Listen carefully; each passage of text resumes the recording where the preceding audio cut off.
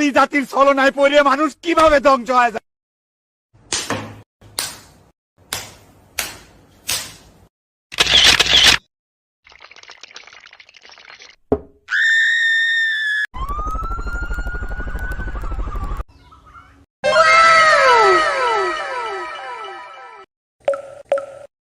মামা, এগুলো কার ডিম? এগুলো আমার ডিম। ও, আমার তো মুরগির ডিম লাগবে। আরে বাবা, এগুলা মুরগির ডিমই, আমি এগুলা বেশি। তো মামা, ডিম কত করে? মামা, ডিম 11 টাকা পিস। বলেন কি, পাশের দোকানে না 10 টাকা পিস?